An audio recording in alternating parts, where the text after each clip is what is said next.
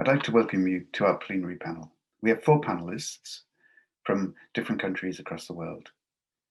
First of all, we have Dr. Romero Ariza from the University of Jaén in Spain. Marta's work is in science education, and she's worked on a number of projects across Europe, and today wants to talk to us about her work in STEM, in designing for meaningful participation in today's society. Next, we have Faith Moynihan from Desmos in the United States of America. Her work is very much in designing using technology in classrooms with students, and today she's going to talk about her work that focuses on technology and curriculum design for equitable classroom experiences. Next up, we have Dr. James Kayaya from the University of Malta, whose work is in mathematics education and shifts our focus to professional development. James today is going to talk about designing professional development for just-in-time learning. And finally, Dr. Lynn Bowie from the University of Witwatersrand in South Africa, and she's going to talk to us about her work in designing against disadvantage, clearly a very important issue in South Africa. Over to the panelists.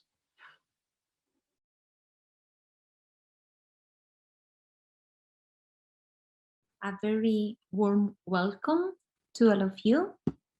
It's a real pleasure to have the opportunity to discuss with you the topic designing for meaningful participation in today's society.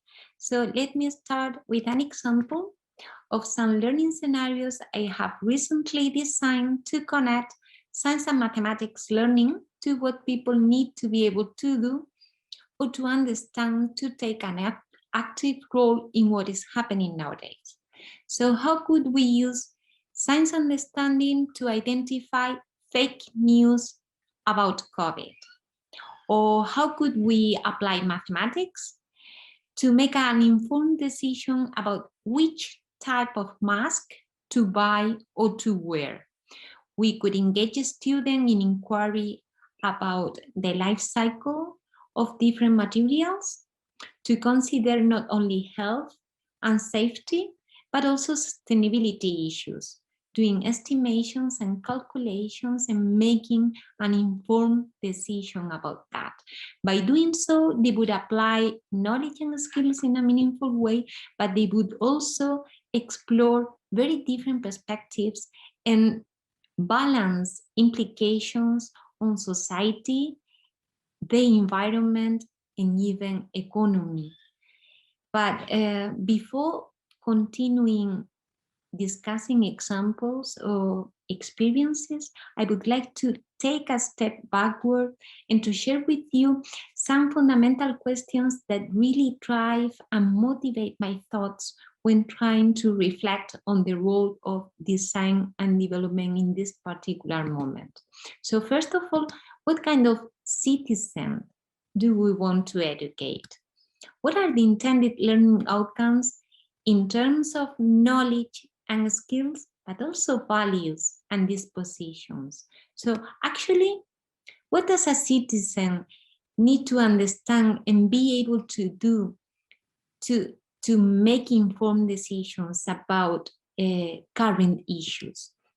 What are the processes and the circumstances conducive to those particular learning outcomes we are looking for? How big is the gap between theory or theoretical discourses or claims about 21st century education and educational curricula and what is really happening in the school? So how could we prioritize? How could we best support teachers to bring about the intended changes? And thus design and development has something to do with alignment, the alignment of political and educational aims and the kind of processes, resources, and materials that are necessary to support those aims. So I would suggest start by the learning outcomes, from the learning outcomes, the kind of person who can really contribute to a better world for all. And I would think of someone who is open-minded, who appreciates the wealth of diversity and culture, who is a critical thinker, a critical user of technology, a critical consumer of information, someone who can approach real problems in a creative way, who recognize the complexities and difficulties to find perfect solution for real problem, and then who is pretty aware of the importance of making joint decisions to find the best possible solution for all. So, what is the role of our community of designers and developers in addressing these challenges? An obvious response is designing the kind of process, strategies, materials, resources, so conducive to the intended learning outcomes. But how?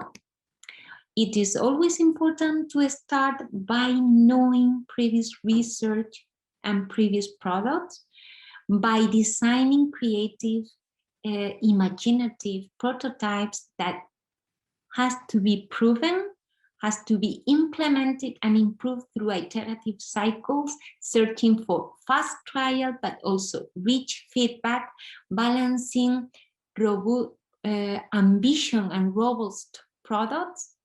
And finally, I would like to highlight the importance of building professional communities, building communities of practices, really connecting to teachers' needs and concerns, and developing their sense of ownership and empowerment by engaging them in co-design and accompanying them in the process of trying out new solutions, trying out new materials in their classroom, reflecting back and sharing. So I hope that this forum offers us the opportunity to discuss all these issues, and I'm so much looking forward to sharing these ideas with all of you. So thank you.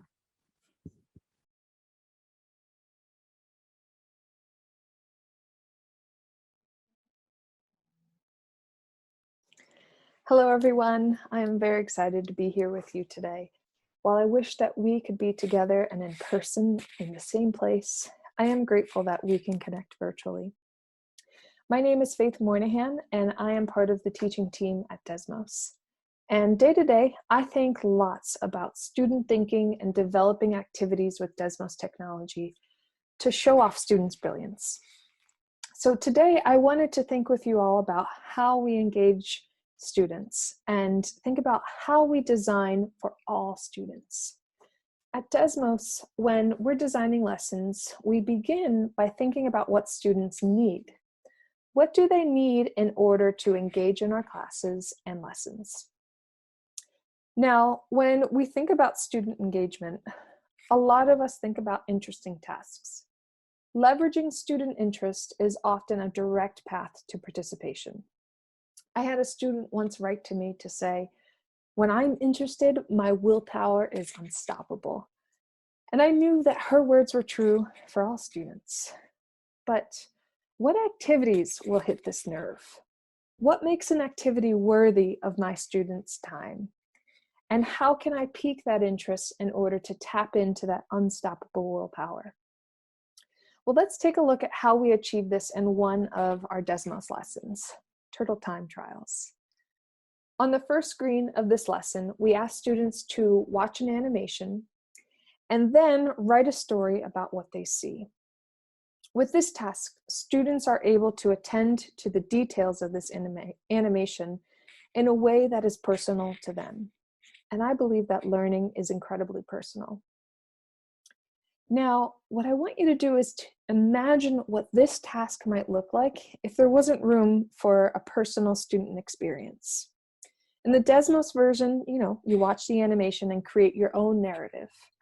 In the paper version of this task, there's a graph of 2 lines and you're asked to share what you notice and wonder. Now, both of these tasks are accessible and they elicit fruitful student thinking. However, take a look at what we gain by asking to tell a story in this case.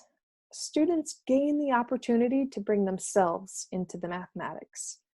an opportunity for their identities to shine. And when students see themselves, it's a whole lot easier to tap into that unstoppable willpower. Asking students to tell a story provides a window into that student's world, a window into the experience of that student.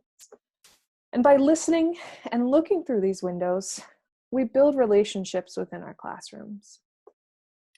So when we design lessons, we ask ourselves, how can we help students bring themselves into this lesson? What early experiences, personal intuitions, or cultural knowledge will students make use of in this lesson? And now at Desmos, we believe that students and their thinking is just so valuable. And as a lesson designer, I want to make proper use of that thinking by offering experiences for students to express their thinking in different and interesting ways. So if we look at the whole of this lesson, we'll see that students express their thinking in stories, in tables, and graphs. But we want our lesson designed to go a bit further. We want to go beyond just thinking about different representations. We want students to be creative. And on the final screen of this activity, we put the control into the hands of the students, and we have them create their own race. By giving students control here, we build another window into their thinking. And the reason that I love this screen so much is that we are interpreting students' work for them. By taking students' work and interpreting it for them, not evaluating it, we're actually doing two things. First, we're recognizing the mathematical arguments behind their work. And second, we show them that their work that they contributed is of value. And we need students to feel that their thinking is valuable. So how do we achieve this? How do we use technology to communicate to students that their thinking is of value? Well, at Desmos, we leverage computers and technology to give feedback that attaches meaning to student thinking. Our goal is for students to consider the mathematical arguments that are present even in early thinking. And this is how we communicate to students that there's so much we can learn from all kinds of thinking.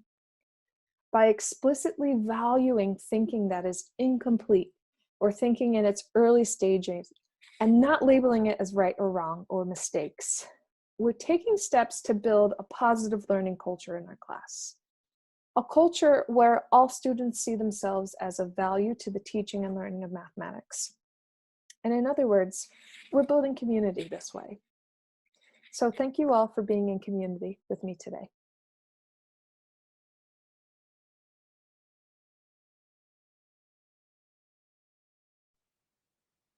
Hello, and welcome to this very short presentation on the design of professional development for just-in-time learning. I start off by introducing myself. My name is James Calleja. I come from the Faculty of Education at the University of Malta, and I am a research academic in professional development and learning. I start off with a definition of just-in-time learning, which is the opportunities for learning available when learners need them, or just at the point where they can best understand them and put them into practice. I start off by deconstructing this definition and saying, first and foremost, that just-in-time learning is relatively a new concept in teacher professional development, focusing on support, which is provided in a timely manner. It is responsive and applicable to teachers' needs. It is also adopted, it's a concept adopted from the on-demand support provided to gamers in game-based learning.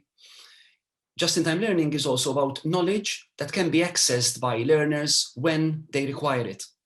It also occurs when learners pay attention exclusively to knowledge that they can implement at that moment, at that particular moment in time. For example, for teachers, at moments where they can implement it in their classrooms with their students. An important issue with the design is also the responsibility that designers need to take account of, that needs to be shouldered onto the learners.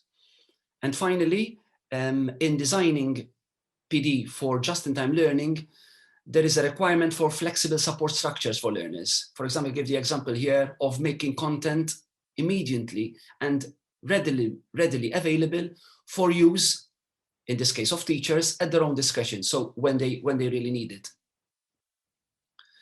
I now highlight 4 key aspects in designing PD for just-in-time learning, which are self-directedness, time-independent learning, reflection, and materials adaptability. With self-directedness, I mean it is a notion where learners are given responsibility to own and take control of their learning.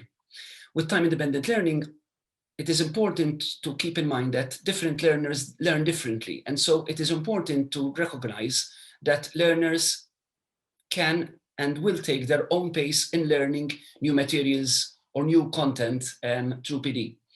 A third aspect is reflection.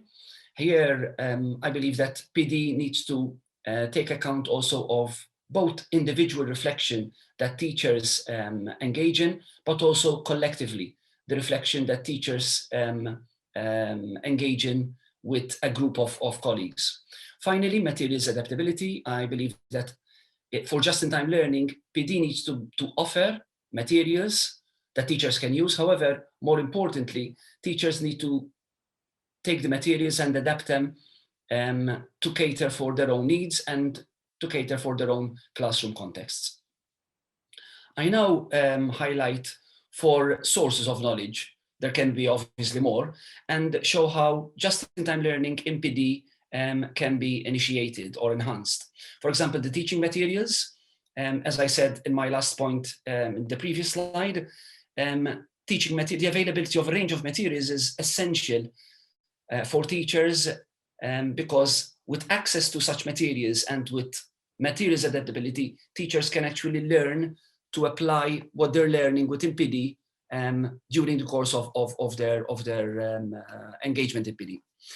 A second aspect, a second source of learning that also research shows that is vital is also working closely with colleagues from the same school or colleagues from different schools. So the opportunities for teachers in PD to co-design and co-plan teaching, to share ideas and discuss outcomes and get targeted feedback from these discussions is an essential aspect for just-in-time learning. A third aspect is knowledgeable others, and in designing PD, the presence of external experts that can support and help teachers by scaffolding their learning is also an essential part of creating these just-in-time learning opportunities. Finally, students.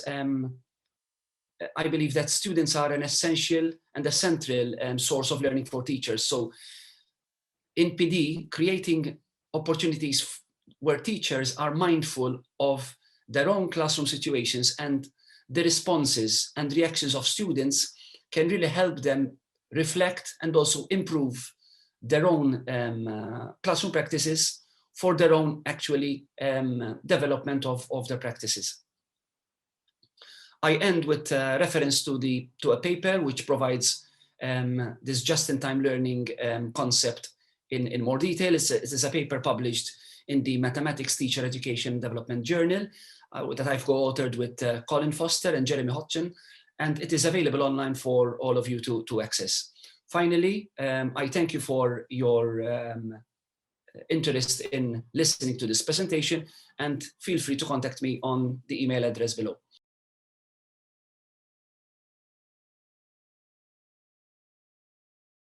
The development work I've been involved in for the last 5 years or so has had a big focus on designing mathematical learning experiences for South African children who enter high school at a disadvantage.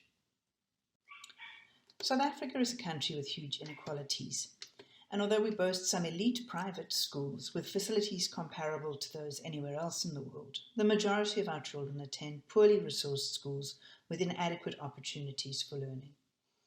As a result, although learners from the well-resourced schools generally meet grade level expectations, those from poorer schools fall further and further behind, and it's estimated by early high school they are more than 4 years behind their expected grade level and their peers at the wealthier schools. The ongoing design experiment I have been involved in seeks to address the question, what are the important elements of and key concepts in her early high school mathematics for learners who enter with poor foundational knowledge? Given the research evidence of learners being 4 years behind, the question is, why don't we just start with grade 4 or 5 maths? The first reason is that the grade 4 or 5 content is not necessarily where the root of the problem is. Our testing has shown that even at entering high school level, many learners rely on unit counting to do basic calculations. And it is this lack of number fluency and number sense that needs to be addressed. The second is that we have a tightly prescribed national curriculum, with monitoring to ensure compliance both with sequencing and pacing of content.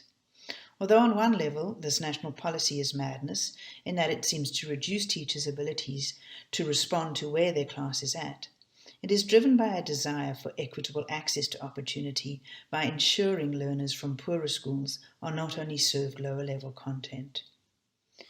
Given the context, our challenge has been to find ways to work with this policy without leaving learners flailing around in content beyond where they are at.